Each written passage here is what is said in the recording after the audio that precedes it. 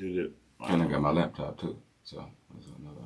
Okay, so now it's recording. So us talking now, that's what I'm going to edit out. Okay. So the first few seconds. So now I'm going to start. Good afternoon, everybody. Thank you for tuning in to the High Table. This is the second season of the High Table, and thank you guys for subscribing, liking, and sharing the interviews. I guarantee you the second season is going to be that much better. But today I have a special guest, a long time, well, not a long time friend, but I say 5 years. Long enough? Yeah, long enough. That's right. Mm-hmm. It's my brother right here, a recording artist, went to school, Metro School, Antioch, in the band, a master mover, professional mover. We're going to promote that as well, Family Ties Moving, as well as Family Ties Entertainment. This is Mr. Master, my brother. How you doing, sir? I'm blessed, bro. I'm blessed. Happy to be here. It's an honor to be here. After all, and especially start off by saying thank you to God. Absolutely. For us being able to do this. Absolutely. You've been able to go through your journey and me and mine, and we meet here. Yeah, how about that? You're meeting in the middle. You're meeting in the middle, guy. And so I wanted you here because I saw your elevation in the music business, but you got to be the most arrogant mover out there. So you, anybody outmove me. I mean, you know, the truth is the truth. The truth is the truth. You know, Okay. It's cold, but it's fair. So, hilarious. Listen, you guys just don't know. But we're going to get into all that. So I got you here because I know a little bit of your story. Mm-hmm. But I wanted to know if you want to share your story from the beginning and we make our way on to where we are now because by all accounts, you come full circle. Right. You know, as a man, as a father, as a businessman. Right. You've done it on your own. Mm-hmm. We've all had missteps, but you've been able to, handle bad things, turn them into triumphs. Mm-hmm. So where did that energy come from? Of just that resilience? Well, I'll start with my parents. Okay. My mother. Carol Rayner, and my father. Shout out to Carol. Bobby L. Whitaker, call him Whit. So just how they are and how they've been, it's just always been a part of me. Right. I've also always been my own person. I've also been different. So over time, I understood and accepted it and try to utilize it, Right. So most of, if not all of it, in the beginning comes from them, and then of course, over time, and growing up and living and experiencing things, it just became who I was. So right, So I mean, I've never been one to panic. So like, if anything happens, as you speak on resilience, I'm always thinking, what am I going to do about it? Right. What's the next move? Right. Okay. I don't spend much time in the awe of it, Got it. Right. So that's just always how I've been. So I just try to move forward and not allow the moment or emotions or how the good or the bad of it take over too. I'm pretty even keel most times. So that's just always been my focus, and that's just kind of where it comes from. So right. Life is what it is. So you just have to make the best of it. I agree with that. You pretty even keel, except for that time he's gonna beat me up at the end of a move. But we're talking about that. Now I'm what's necessary. I know, right. It calls for. I don't know how we got there, but we was like, we gonna mess up the whole move. Right? You probably trying to tell me how to do my load or something. That's probably what it was. You get a hand clap for that. He finna beat me up, y'all. He finna kick my ass out there. Don't believe it. It's hearsay. I object. It's just that table. So let's talk about early on, man. Early on, you talk about your mom, your dad. Mm-hmm. What were your influences musically? Because you're a singer, a writer, a rapper, producer. Right. Where did that come from in the household? Like, was it early Saturday mornings? Well, it was that. It was exactly that. Cleaning up with the music. Instant playing, the vacuum going, and my mama saying, yeah, to Frankie Beverly and Mays. Yeah. That's why I always say my mama was the first year. She did it before Jesus with the incense burning. Yeah. So, but also, man, just like it's always been music in my family. There's always been music around me. Kind of in our generation, even though you're a little older than me, we talk about that. Stop it now. But so it's just always been a part of me even before I did it myself. So it was records. like when I couldn't go to sleep, I would put on records with the lights off, lay on the floor, and go to sleep too. Right. So it's always been part of everything I do. When it's good, bad, happy, sad. When I work, I keep my music going. And always. Yeah. So always. But my pops is a drummer. Okay. He played drums. I didn't even know he was a singer until later on. Wow. Because I just knew him as a drummer. Right. And he started singing more in church and stuff like that. So, but my aunts, uncles, everybody sang. My cousin, one of my cousins, actually two of my cousins played drums. Okay. He played actually for the Sons of Glory. Okay. The gospel group. Yeah. So, and then my other cousin, Bar None. Yes. Yeah, shout out to Bar None. He was a drummer as well. And of course, if you don't know, what you should know, he was a huge producer. Did a lot of things for us, the city, and if I had to say that, not enough. Not enough, right. You feel me? Right. We got to do better about that. We got to do better about that, our local talent. It's a lot of talent in Nashville. Yeah. And, a little bit before I met you, I knew the artist was coming to Nashville to record. Mm-hmm. It always come to Nashville. Right. Why do you think, we off script, but that's fine though, but why do you think that is the case as far as people not promoting local talent? Honestly, I think it's some of that everywhere. Okay. And obviously you're going to know more, see more, feel more when it's in your own city. I agree. So I try not to even get caught up in that. Okay. And I don't understand it. I can't explain it. Right. And I kind of don't really care to. Right. Because for me, music is just like we're speaking now. This something that's been in me and on me and around me ever since. So, it's going to be in you regardless of what exactly. you do. I don't care who says what. If they come or they don't, I want them to. Don't get me wrong. It's not like that. I definitely love any and all support, and I've been getting a lot of it, and I appreciate, and it's been a blessing as well. So, right. But yeah, and for me, it's just you do it because you love to do it. And with anything, it's not it's not going to be easy all the time. Right. But that love for it, and if it's really in you, you're going to do it anyway. So regardless of what comes, I just try to do the work and do it well, and then let that attract people. Because those are going to be genuine people, genuine fans that really support me. I'll take some wave fans, some fan fans too. Come on, jump on, but you probably ain't going to get off. That's the thing. Right. And I don't just say that being arrogant, because I take pride in what I do. And I think I've really been blessed with the talent to be able to do it and do different types of music, different genres of music. So for the most part, I've done rap, but I do a little reggae. I got a gospel song. Yeah. I got written a country song. We got a song coming out, me and Timmy, in January. I want to say it's the 4th. I had to double check that with Project Pack. Right. We'll get in. We'll get in there. We're getting there. I definitely want. I'm skipping. Yeah, class. You skip. Yeah. Okay. You've been known to skip class. Right. You've been known to. Right. So early on influences where your mom and dad, those Saturday mornings cleaning up. Mm-hmm. Let me ask you this. So were you in the band in middle school, or did you wait to get in the band in high school? Well, funny thing about that is, okay, so again, my pops was a drummer. Right. So I played drums just from a child up, just getting on them because he had them. Yeah. He had them around the house? Yeah. Oh, wow. Mm-hmm. Okay. And then, again, my older cousin played drums, so that was kind of always there too. Okay. And then I grew up out west. Okay. Shout out to West Side. West Side. Yeah, so I grew up in Scabby and I went to Park Elementary. Okay. So they had a program called Special Musicians. Okay. Shout out to Miss Campbell Dugard. Everybody love her. Okay. So she was a big influence on music, and just really she was a good example of a black woman. Honestly, she was real Afrocentric. Had a little baby fro. Yeah. Oh wow. Dashiki. Yeah, I love that. And so it was a different kind of love and care. Okay. Because she knew, and kind of when you experience and have that connection, she kind of cared for us different.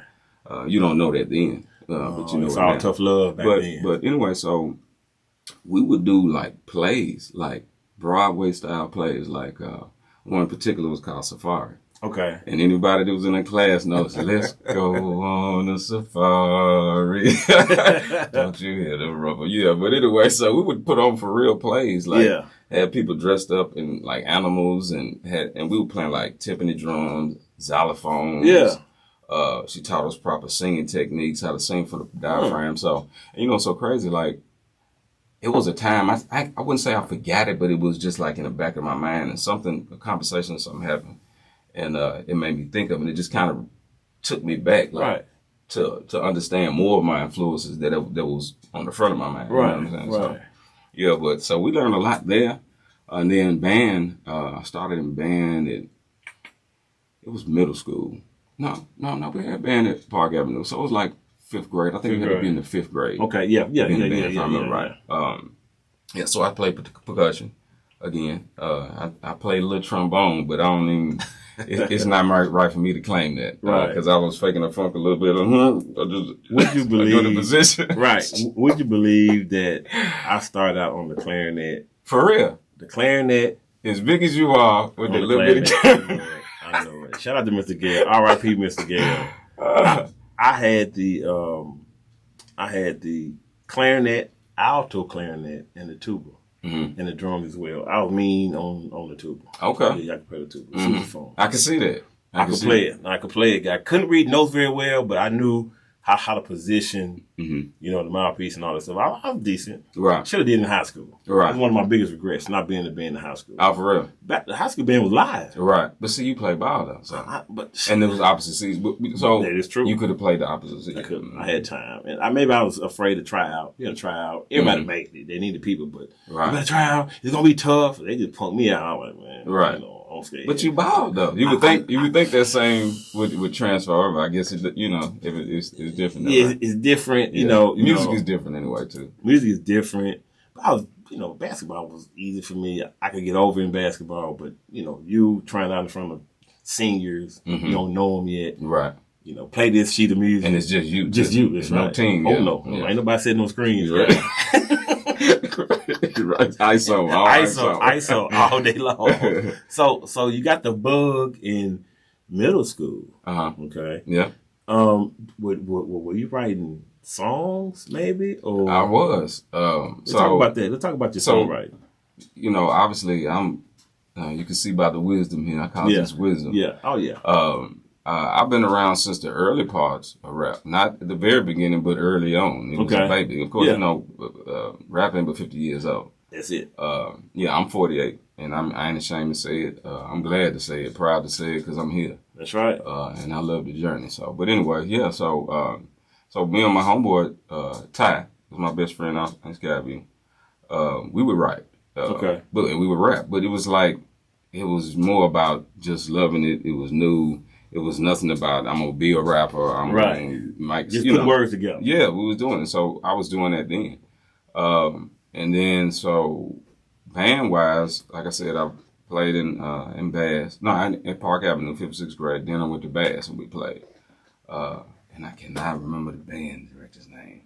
I'm sorry, I don't remember him. It's all good. Yeah, but we would play like everything in Pearl, because my sister went to Pearl. Okay. So Pearl had a good band. Yeah. Pearl had a good band. Kill it. The best. I didn't even go there, but I swear I'm secondary 5 words, because I was hurt that I didn't get to go. That's a whole nother story. Right. But right. So my sister played in the band, and so I used to always hear, you know, for the parade, TSU stuff. So we were playing TSU stuff in middle school. So yeah. So but it was that. I did write with my homeboy, and just over time, it developed more. And I'll tell you a funny story. So, like I said, I grew up out west of Skyview. So, shout out to DJ KNS. He was a DJ for Pistol Island. Okay. And others. Legendary. Legendary. Yeah. So, and we got a song called Legendary that sounds just like that. Funny you say that, but yeah. So he was a DJ up there. So Pistol Island, we would come to this house, you know, writing and recording stuff like that. He had the window up to be playing. So we used to be in the pistol. And not the pistol, be in the window burning on pistol stuff like that. Talking about this curl. Shout out to Pistol too, another legend. Oh man, legend guy. Yeah. He went pro guy. He went to the pro. And he came back recently for, I forgot exactly what it was, but you know, he touched down trying to do some things for the city and the city for the youth. So it's real too. But yeah, so I had that experience too, just seeing that. When Fresh came out, Cool Daddy Fresh. Cool Daddy. Yeah. I moved Cool Daddy Fresh. For real. He moved his mom. Shout out to Don Frizzle, man. Yeah. He lived in Louisville, but he had to move his mom to another spot, and I moved. Yeah, real nice guy, man. But he fresh. He's what I'm fresh. saying? He Come fresh. on, boss. Yeah. I appreciate you, dog. Yeah. So even him, like when he came out too, it's just a different inspiration. Right. One, the music. I love the music, but these are people that I've seen. These people around me. Right. People I can relate to or whatever. So that was big too. So just music has always been a part. Like I said, from home life to in school to my parents to my cousins. So it's just, I didn't have any choice. And it's always been something special for me anyway. It's like, I feel music more than I hear music. Got it. I hear it, but it's a vibe for us, for real vibe. Yeah, so that's how it touched me first, and how I get inspired to write and go forward and do what I do. And I put the words together and stuff as I go. And I freestyle. I hadn't done a lot lately, but I've been nasty in that too. Yeah, absolutely. So, but I approach music different ways too. So yeah. Mm-hmm. So you write music at an early age. Mm-hmm. What was the first time you told your mom and dad, or you performed in front of your mom and dad? All kids dance in front of their mom and dad. That was about it. Really, that was it? Yeah. So it was the situation where the family's around, and, and I'll tell you, it works in Apollo. Right. But it was my grandmama more than anybody. Okay. Our people, my grandmama, rest her soul, God rest her soul, she's a sweet lady. But so everybody didn't hear me sing though. So like my mama did, my sister did, my grandmama did when I'm over there, just around the house or in the shower type stuff or whatever. But other than that, I just wasn't doing it outwardly that way. Right. Oh, you know what? I missed the story. Okay. So I went to Mother Goose. Okay. And Mother Goose is right out of Jefferson. This is preschool now. Yeah. So they had like a mock wedding. And so I think I was the groom. I'm pretty sure I was the groom. Yeah. Okay. I was the groom. And R.I.P. Tisha too. She was the bride or whatever. And imagine that. I'm thinking about how I'm saying this in preschool. Yeah. Well, so I had to sing a song, and I don't know who picked the song for me, but for whatever reason it worked. Yeah. I'm in preschool and I sung 1 in a Million. Oh, Lord. Imagine that. Oh. About right. I'm this big singing, 1 in a Yeah, so, but I killed it. So I had that experience. And then also, I kind of skipped some too, as far as in elementary. So I did the Martin Luther King speech, the Have a Dream speech. Wow. In school. And then they caught wind of when I was in church. I went to Victory Baptist Church. Okay. Reverend Dupree was the pastor there. Yeah. And I did it in church too. So even outside of music itself, I've always kind of been in front of people. Yeah. I never had I never remember being nervous. And I was going to say, this is my next question. You conquered fear at an early age. Mm-hmm. I can't explain how or why, but I never did. Wow. Mm-hmm. Wow. And so to answer your question, as far as my mama, like I said, she knew from hearing around the house. But the first she probably knew of me taking it seriously was when, that was like, it was maybe like 99, 2000-ish when we actually started recording and stuff. Got it. So really my grandmama would be the one inspiring me to sing. When the family's around, she was like, come here, man. Sing that song. She's going in the bank account. In the bank account. Sing that song you be singing in the shower. Yeah. So it was that type of situation. That is hilarious. Yeah. The bank account. Yeah, right. You know what I'm talking about, that warm money. That's right. That warm money. In the brazier. Give me the warm money, right. Please. So now you get the confidence, that you can write music at your level. You just kind of figure it out. No structure, just writing stuff. And so you get to high school and you're in the band. Like, did they kind of get you more involved in wanting to make music, or just learn different instruments and create sounds and stuff? Let's talk about that. I think just the fact that it was always around, it was always a part of me. It was just kind of a thing. It was a natural thing to do. it wasn't like a plan. Okay, I'm gonna play this music Right. so I can build on this and Right. be an artist. I just did it out of love. Still, Right. I honestly didn't come up with a desire or plan to do it seriously till I was probably about 19, 20. Wow. Yeah. Okay. And you know, as we go further on, I'll tell you how that transpired too. So, I just always love music. It's as simple as that. That's why I started doing it. That's why I'm still doing it. I just always love The music. bottom line is the music. Yeah. Did you try to rap in high school? Nope. In the talent shows? Nope. You kept it all to yourself. Yep. So, Why is that, you think? I don't know. Because it just was never a plan or for me to do it that way. Because people was rapping in the cafeteria. Exactly. In the talent Guess what? shows. I was the one being on the table. Okay, you had the spoon And I and hit, fork. no, not the spoon and fork with the pencil. And I hit it and double it up. Okay, with the two of them. Okay. Well, you got something? I'll show you real quick on the high table. Yeah, bless the high table. Yeah, thank you, sir. Thank you, sir. So I'm telling you, it's weird because like when I started doing music, like rapping, I started with the rapping. Right. People were shocked, and then even when I did that, I didn't sing at first either. Mm-hmm. So that was another shock. Right. You know. So I can't really explain it. I'm a private person. I wasn't doing it to be private, but it just wasn't out yet. It just wasn't time yet. That's all I can say. I guess it just wasn't time yet. But I always did. I always loved it. So I wasn't rapping and writing a lot, but I did it because again, it was just whenever I feel like doing that out of fun. So yeah.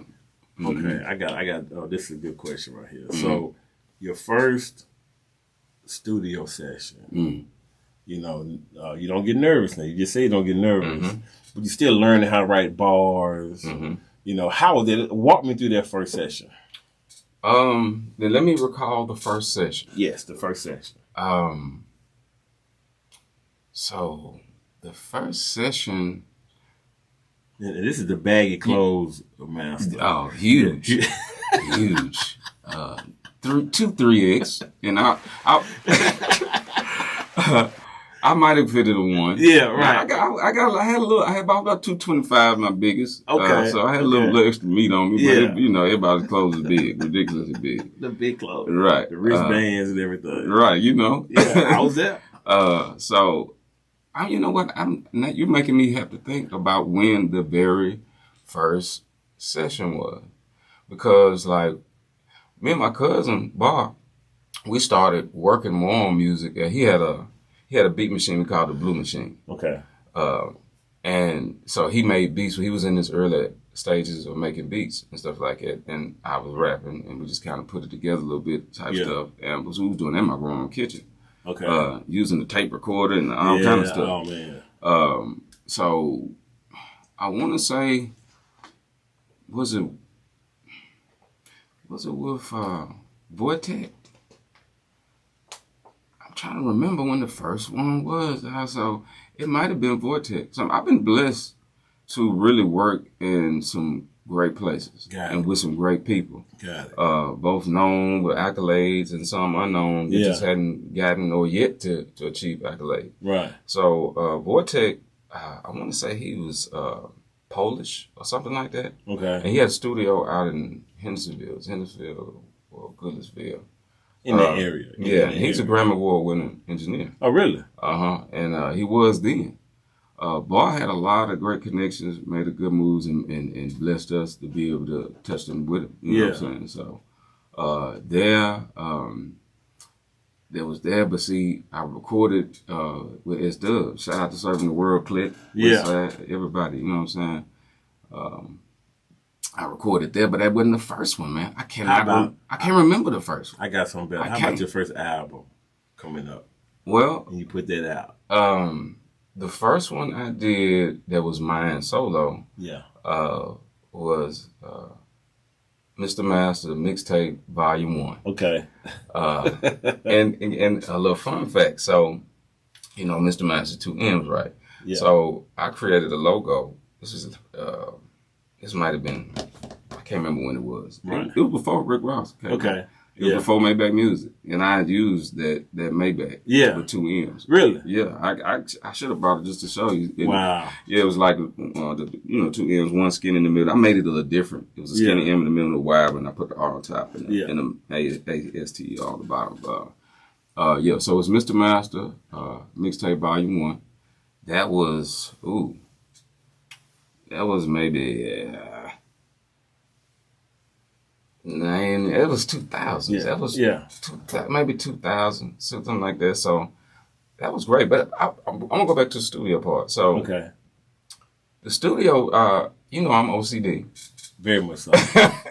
So I try to be prepared. So when I got there, I was prepared as much as I could. Yeah. And again, I'm not really nervous. Now I'll tell you what would hit you when you first start recording is this mic. Okay. Because it tells no lie. Okay. Whatever you say, whatever noise you make, whatever wind, you blow, it's going to pick up everything. So that's what it gets you. It's different when you saying it out loud without it coming through here. Right.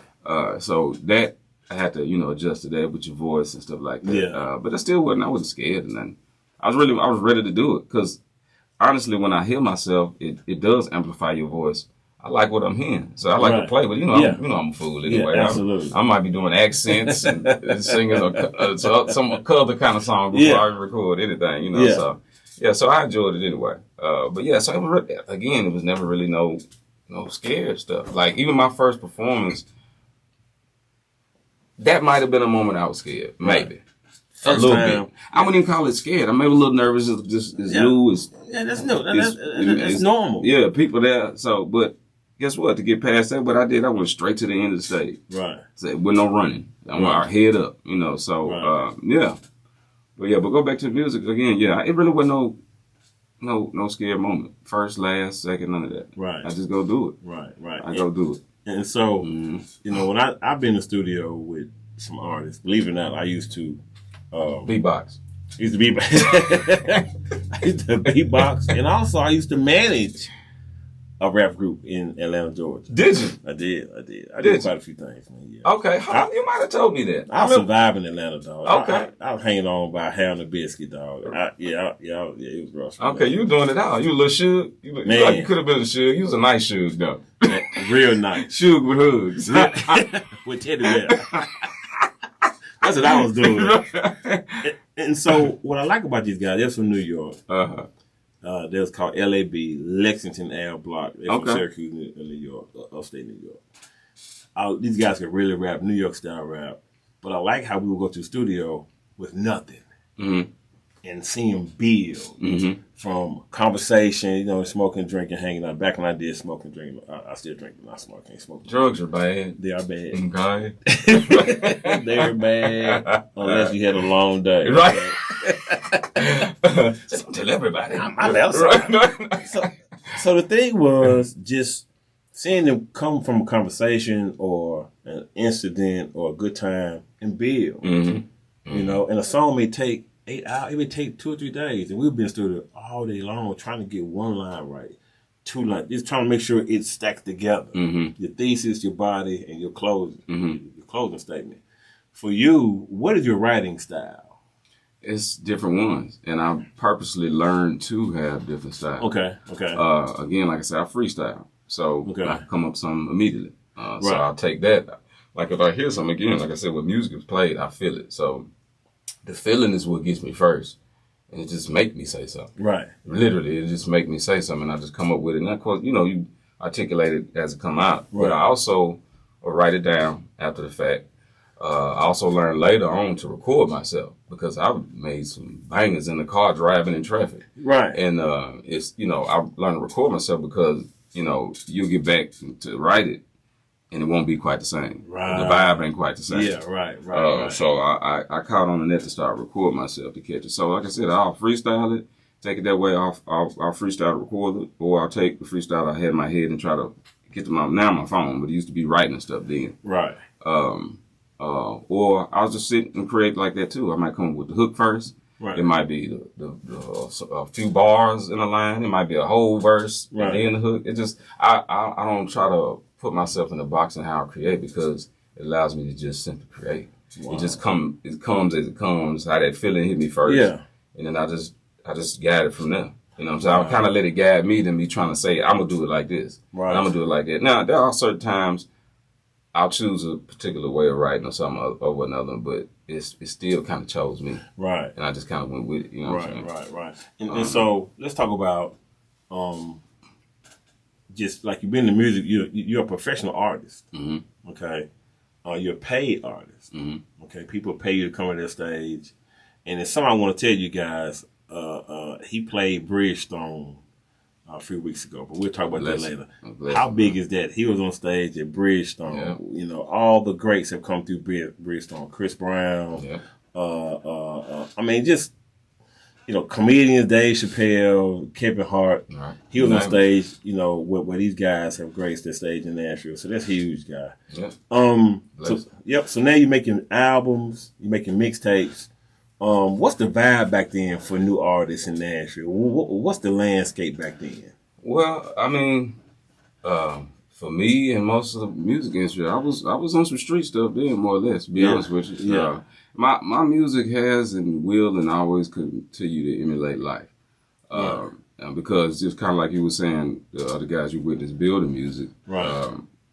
That's the best music to make when it comes from something real. Right, exactly. Now I could write a situational rap and like as a third person, or I could do that, but that's not what I usually do. If I'm trying to tell a story and I got a song where I'm specifically trying to do that, then I might do something like that. But that's really rare, because even then I'll incorporate me at the very least what I knew of nothing like. But it's usually first person for me.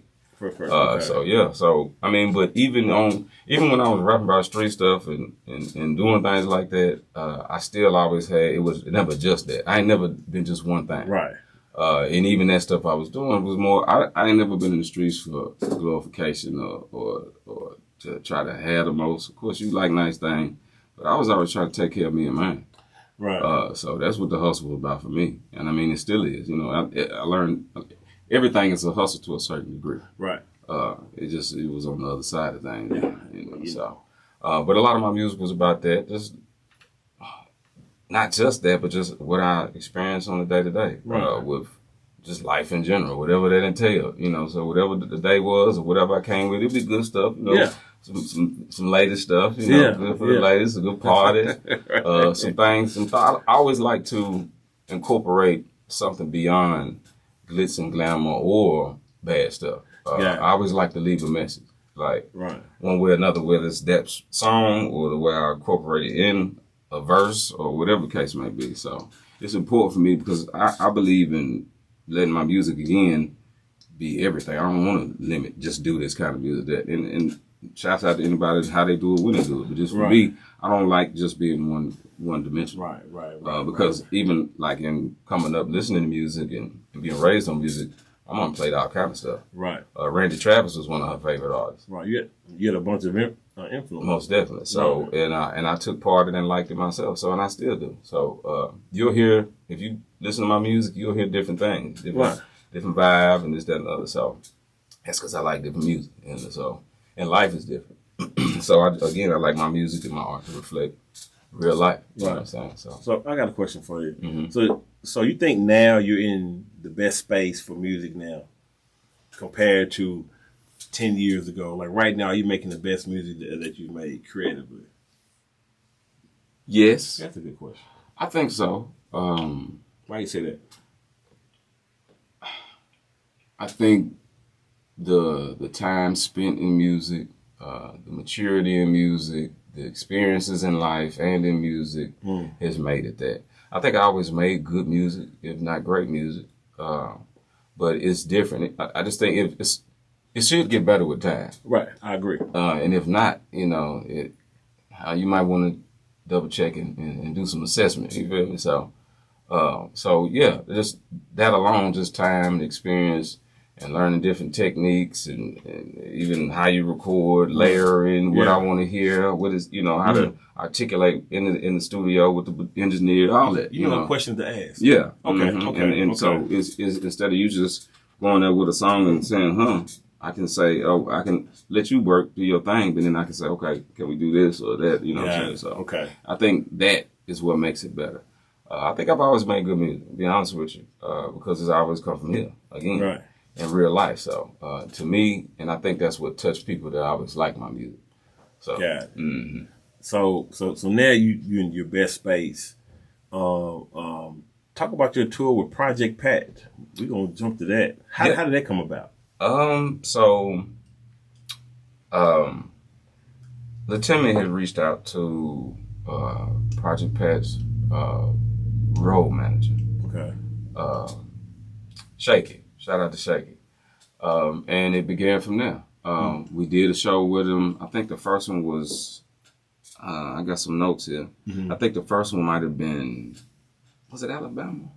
It might have been Alabama. Florida. I think we talked using Florida. Well, see, no, we've done, so I'll take you back a little bit. Okay. So as far as Project Pat, we started in, let me see, I think it was like June.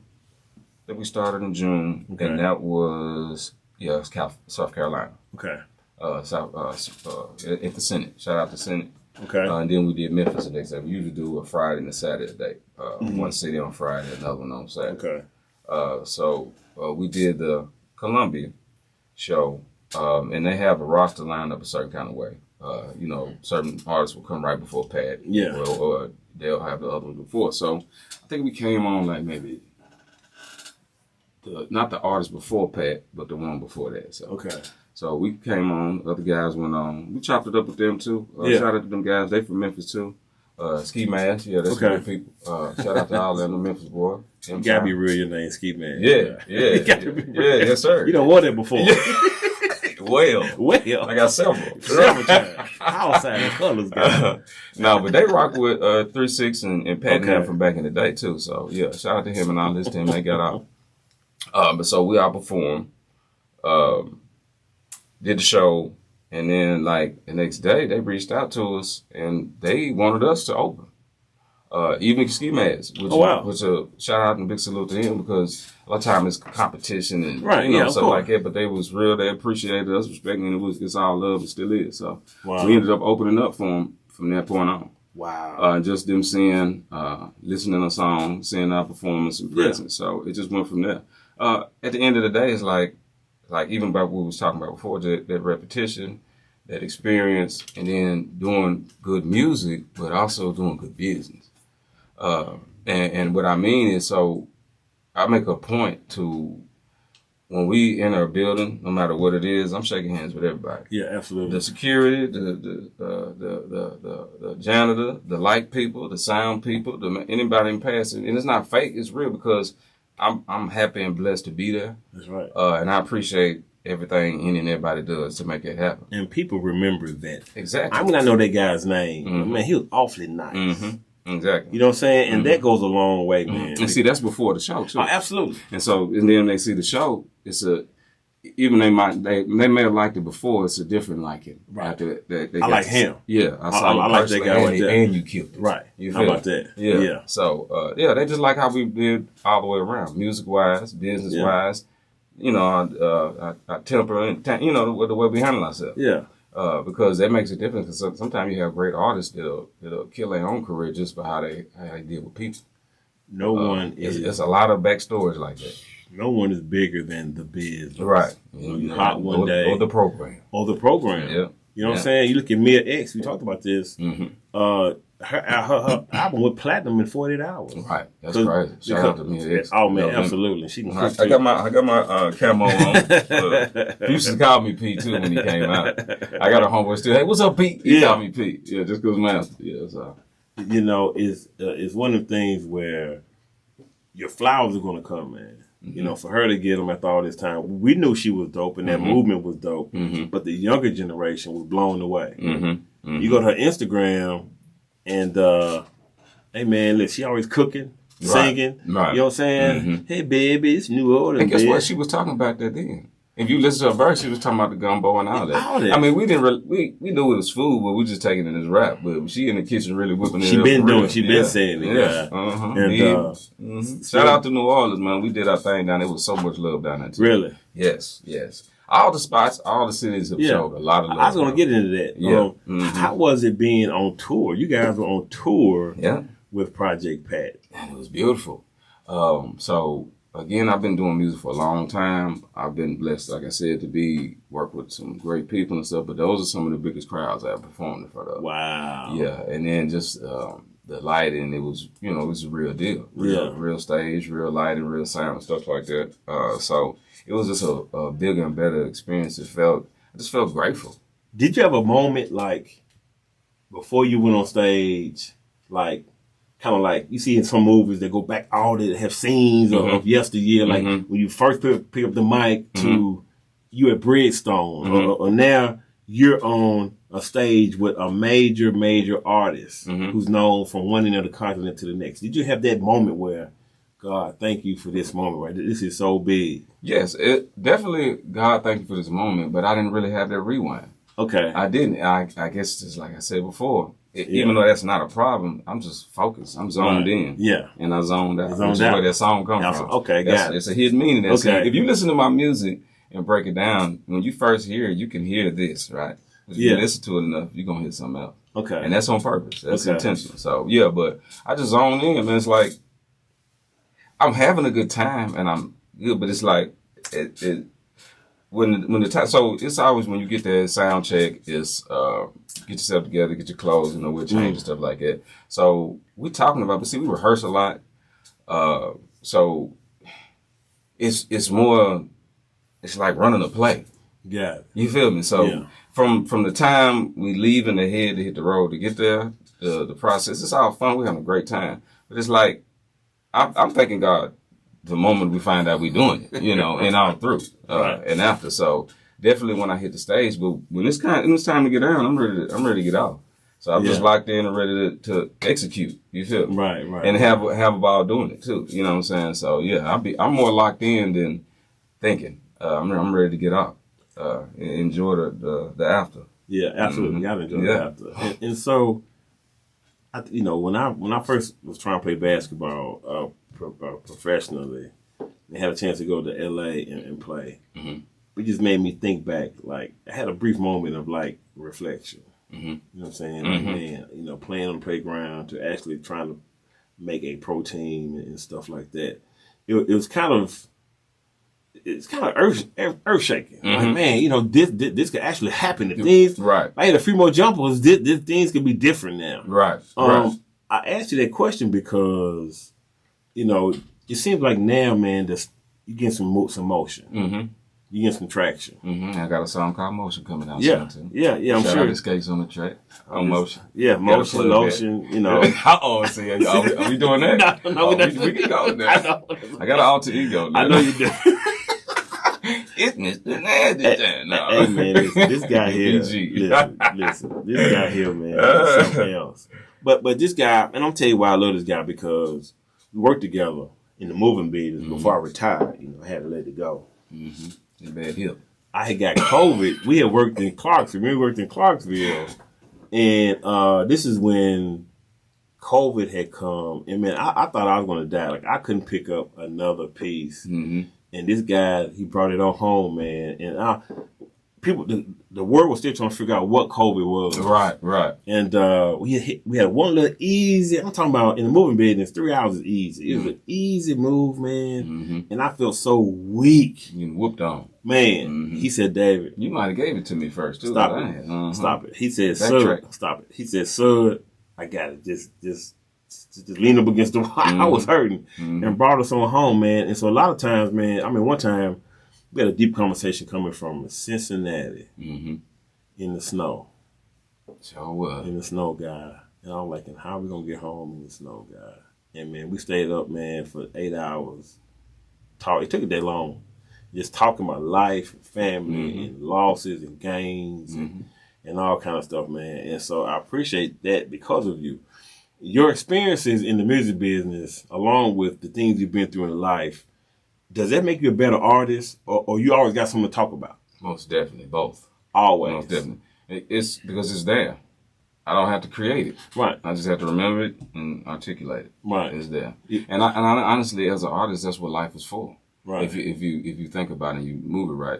Again, artists creating things that aren't what you've been through too. It doesn't have to be everything, so everybody does it differently. But life is there. You're living. So you already have material. Right. Every day. Every day. You know, so what you do with it is up to you. But yeah, you got material every day. Wow. Yeah. Go ahead. No, go ahead. And I just wanted to touch on when you was talking about that feeling. So I trust God on my journey, and I understand His part in it and why I'm here. And I got like on a verse I said, yeah, I put in work, but I was only His assistant. Mm. So even when I didn't know it, you feel me? I think God is always that. So them shows I'm at. Yeah. That's why. Wow. You know, I put in the work. I've been doing this a long time. Yeah. But it all happened from consistency. I think being a solid dude, standing on business, that they like to say. Yeah. And being for real about everything I do, being 100, being just a real person, a genuine person, believing in God, believing in my craft, keeping at it regardless, right, no matter what. Mm-hmm. That's inspirational because you've been at this thing for over 20 years. Mm-hmm. You know, local artists, you traveled to the country. I'm so happy for you when you had a gig in Colorado. Remember that? Yeah, the whole crew went out there. Yep. You know, so that was on Stoner Jordan tour. Stoner Jordan tour, and we did maybe about 4-6 city shows with them. Yeah. Something like that. I had to me and Lil Timmy. Shout out to Lil Timmy again too. Yeah, so we did several shows with him. So that's what Colorado was. Right. And then also we've done Loud on 7 in Tampa. That might be what you would think about when we were in Florida. Yeah. So we've done that twice. Shout out to H and Loud on 7. They put a great festival on. You told me that there was a bunch of artists, right? Yeah, that was live. Yeah, that's dope. It was a great experience. It's set up well and all that. So we got a lot of love. So we hit Tampa and Florida several times just on that. We shot the All of the Day video in Tampa. Okay. Actually shot Zoned Out video in Tampa. Really? The last time we went. Okay. Yes, but see, when I shot the Zoned Out video, that was on Pat Tour. Okay. So we did Jacksonville and then Tampa. Wow. And got major love. Yeah. Everywhere. I'm telling you. It like every show we've done on the tour, right? Yeah. After Soul, we were like, man, we killed it. The show. We like that. I think what you were talking about before we go on, we experienced after. Got it. Okay. You know what I'm saying? Then you can, you know, it's done. You can check that box. So, yeah. So every time we was like, man, the crowd, this and the other, or whatever, this was so good. We go to the next one, it'd be a little more. Right. Next one, it come up a little more. Right. Next one, so it's just it's just growing every time. It's something about falling in love with the grind. The hard times, the traveling, the car rides. Every artist goes through that. Yeah.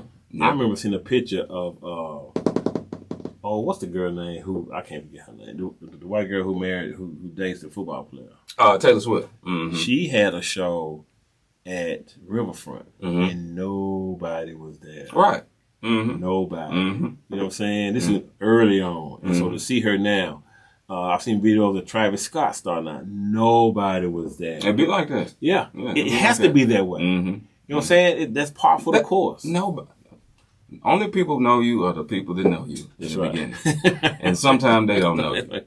Or they don't, like sometimes they don't show, sometimes they do. So you just got to do it. You got to believe in yourself. This music, just like a lot of things in life, if you don't have a love for it, right, well, it can whoop on you. Yeah. You might be a little stressed, depressed, and some stuff because it's just not. I just don't believe life is that way. And the quicker you understand it, it don't mean it's got to be hard, right, but understand it may not be exactly what you thought it was going to be. Exactly. It's not necessarily going to go down your list and check every order and all that. You know what I'm saying? Again, I'm OCD. So, I know. So that's a revelation and a thing I had to come grasp with too. But yeah, so it's just like you said, she believed in herself. She kept going. And look what she had now. So, and putting in that grind and that hustle puts you in position. So, I mean, absolutely. So the thing is, it's kind of easy for me to do the running around because I'm always busy anyway. You know that. I'm always doing something. I've always been doing multiple things. Right. I had a wife and kids young, early in life, so I had to balance a lot of stuff between music, family, hustling, all of that. You know, working. I kept a job too, so. I've always had to balance a lot. So doing the music, it's different. But it's not as much a shock to me because I'm always doing something, even if I'm just here. Right. But doing that work and constantly doing it is what puts you in position. You got to have the talent. Who connections is always big. But you just simply doing it is what's going to create what's next a lot of time. Right. Because when you're there doing it, that's when you see that person sees you. Right. Or this connection or this show or this whatever. You know what I'm saying? Right. So if you're not doing it, it's just lessening your opportunity. So doing it and I actually need to get out more outside of just the shows too. So that's the thing too. Like not just promote myself, but supporting other people. Right. That's you got to give it back too. Like when people talk about being supported, are you supporting people? And I could be the first to say that life can sometimes make it hard depending on what you got going on, what your schedule is, what your job is, and all that stuff too. So sometimes it is that, but at the end of the day, it's always good to have that support and that love, even if you don't need it or want it, or looking for it. I mean, well, it's all about giving back and showing support, man. You know what I'm saying? It's just like I got to do better than that. I'm not great at it. We'll always do better, no matter how good we are. You know what I'm saying? And so supporting you, supporting other local artists, supporting friends' businesses. That's one of my goals going into the next year. Is really, really, support black businesses, black art. I love music too. You know what I'm saying? I love to go support people that can do things that I can't do. Right. I can't do music. That's real. But I know somebody that does. And I know it's not easy going to the studio with nothing and coming out, with the hook. It takes time. It got to make sense. You know what I'm saying? I get the structure of it. I'm just not good enough to do it. I love golf. I can watch golf all day because I can't do what they do. Right. You see what I'm saying? Right. I can hit it, but not like that. Right. You trash. Wet trash. Trash. Wet trash, guy. At the bottom. I got to throw one. Oh, man. The bottom of the BFI, guy. After a slight drizzle. Right. Terrible. But, but that's the great thing about, I think you is that you're willing to help people. I've seen you help people. You know what I'm saying? I've seen you go, give people chance after chance. Even more when you should have cut them off. You still got love for them. You know what I'm saying? And so that's why I consider you a friend, because I learned from you. Those long conversations, the grind, talking about your children, the good times and the bad. You can't have one without the other. Most definitely. And so your music now, you're making the best music of your life. You're in the zone. Let's talk about my favorite song, Zoned Out. Where did it come from? So, it's so funny. I was just talking to my son the other day. Okay, shout out to Master. Yeah, shout out to my son, Little Master. He's in the Navy. Good kid too, real good kid, hard working kid. Shout out to him and his wife D. He got on the truck too a couple times too. Yeah. He get it in. Yeah. So we were actually talking about another song. It's another song I recorded. And there's some other stuff too, what reason I hadn't released it yet, but he loved that song. So I was breaking down that song to him, and then I was talking to him. Actually, you know what? You remember I got to call it back because I gave him a homework assignment. Okay, I told him, because he heard the song, but I said, go back and listen to it and see if you hear something different, kind of like what I was telling you earlier. Yeah. So Zoned Out is me, like, when I say zoned out, some people think it's like getting high or going crazy or something like that, but it's about, just like I said, when it's something for me to do, I focus in, zone in.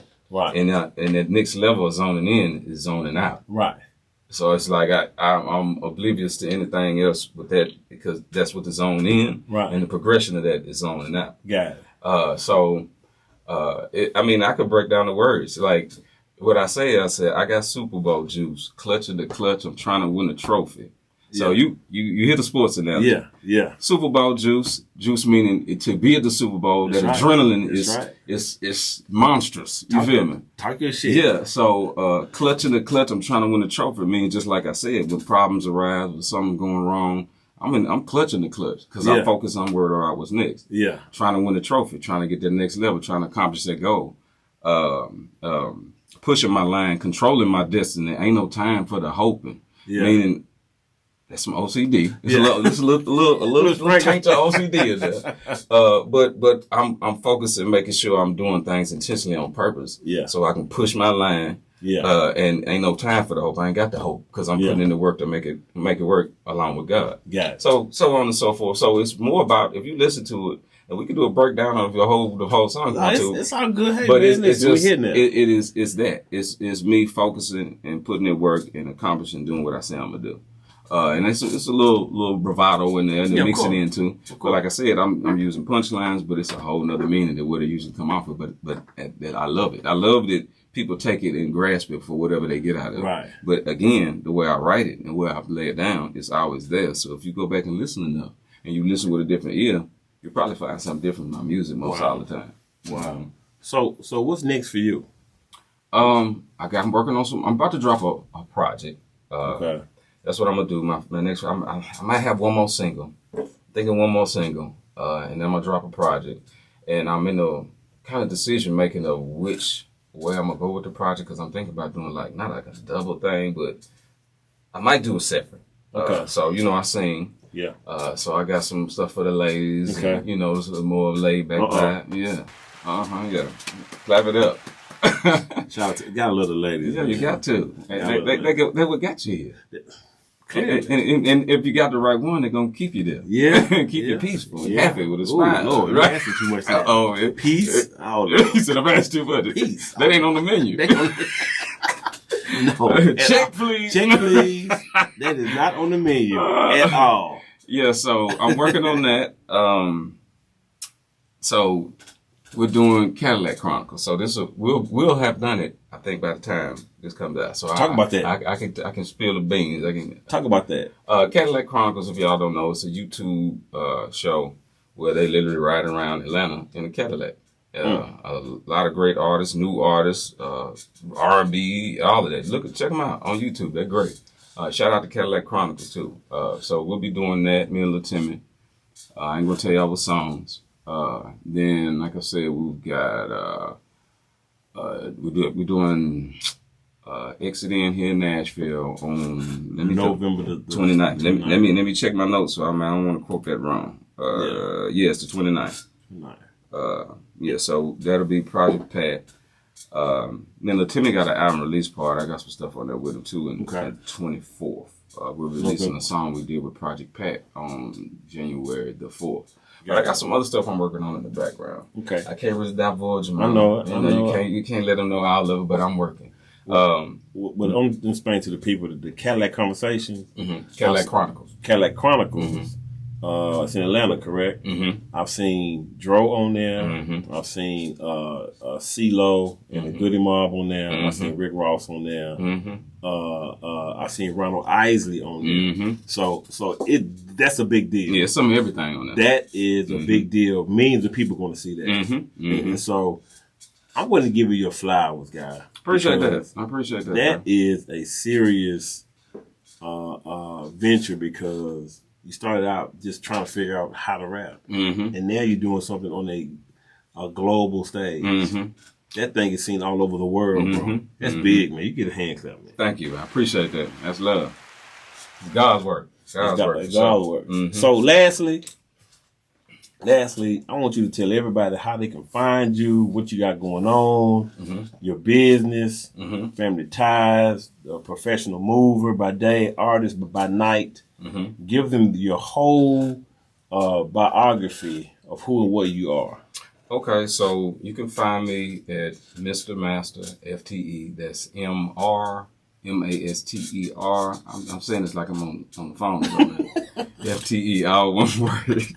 You're a telemarketer. Yeah, you can. I hang up on there. I ain't gonna tell you what I say to them sometimes, but yeah.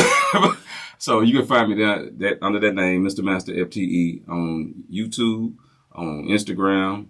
I'm on TikTok now, believe it or not. Oh man, I'm outside with you're TikTok. Oh Lord. Yeah. So on TikTok. And as far as music, you can find me on any platform. Okay. You can Google me.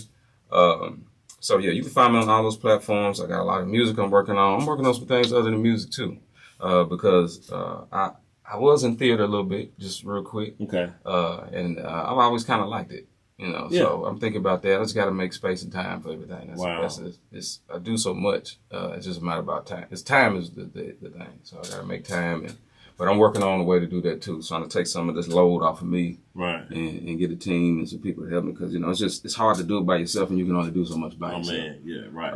Everybody need help. Yeah, shout out to the team. Shout out to anybody that's had any kind of help along the way. It's drivers, Diddy, you name it. It's people all over that's helped us along this journey. Me on my journey, so I'm gonna say a few names real quick. Okay. I got my list. I got to say it. Say it. I've been out here for a minute, and I got to make sure I say these names. And if I miss anybody, blame it on my head, not my heart. Y'all know what it is. It's real over here, and I love everybody and everything that we done along the way. So hold on, guys. Don't you sound like the artist? Is that what I sound like? You sound like the artist. Do I do this? You sound Okay. like I do this the a little artist. bit. A little bit. You sound like the artist. So shout out to Bob Nuns. Shout out to New Age Hustle Coalition. That's Doe Good. That's Raw Law, Chaos, Astor Jones, Scott Free, Success, RIP Success, Hollywood, Destiny Decode Winners, Tezo, Gino. Shout out Street Symphony. He was part of my journey early on. We did music when it was Street. I can't think of the name of that label he had. Shout out to him. He's doing great things. He's teaching the MTSU. Okay. Grammys all. Oh, man. Yeah. Awesome. Shout out to Platypus Jones. That's my homeboy. I did a song. I got some music coming out. I got a lot of songs that I recorded years ago and I hadn't even released yet. I got a line of tracks that I'm waiting on. So I got a lot of stuff coming. Awesome. Shout out to them. Shout out to, let me see, SWC, Serving the World, Murder Rich, Sosa the Plug, Jack Ziggity, Deuce, Ref, Sosa, Dabel, Tank, the Heat Total, Tez, Cool Daddy Fresh Pistol. I said all them. Yeah, Cool Daddy. Shout out to everybody, man. Shout out to the West Side. Shout out to everybody who rocking with me, who the congratulations, the likes, the shares, all that. Keep doing it. I'm gonna keep doing it. And shout out, rest in peace for my pops, because he is a major reason I do what I do too. As far as the beginning. But he was an artist, and I'll share this because I think it's necessary. He called me once and was in tears. Okay. And more or less pleaded, begged, told me to never stop. Never stop. And I think a lot of that has to do with he didn't get to continue on the way he wanted to, too. Right. So he sees it in me and wants me to. So I do a lot of this for Pops. Shout out to my Pops, Bobby L. Whitaker, my kids, Destiny Ayana, Master Micaiah. Shout out to my mama, everybody. Shout out to you, man. I appreciate you having me. Amen. And you invited me. Absolutely. I wasn't going to say nothing, but I might have to rough you up a little bit. We do. No, but for real, I appreciate and I see your journey. You are blessed. I'm proud of you too. So I appreciate you. I'm glad to be here. Okay, so lastly, after all that good stuff, can I get on the album? Yeah, what's my own feet? See, there he go. Spit something. Boy, no, hold on, spit something right now. I ain't ready. See, you ain't ready. No, if you stay ready, you got to be ready. I'm saying, I'm sorry. Right. Man, using my truck with me, I be flowing. I be there, you know what I'm saying? Get it together. Bring it on. Guess what? I ghostwrite for you. No, I can't do that. You get 2%. No, that's okay. 2% of nothing. 460 degrees. Dang. I don't know what that math is. That ain't good at all. Well, man, I appreciate you, man. I appreciate you for real. Guys, go out and check out Mr. Master. My newest song is Paradise. I got Amazing Grace. I got Zoned Out, Business as Usual. Emotion will probably be next. Just keep your eyes out, and I got plenty coming for you. I appreciate everybody. All right, and once again, guys, thank you for listening, tuning in to the Hot Table. This guy here is next up. Or if he's not, he's going to keep grinding until he is next up. I got to, till I'm out of here. That's right. There it is. All right, man. We'll holler back. Peace.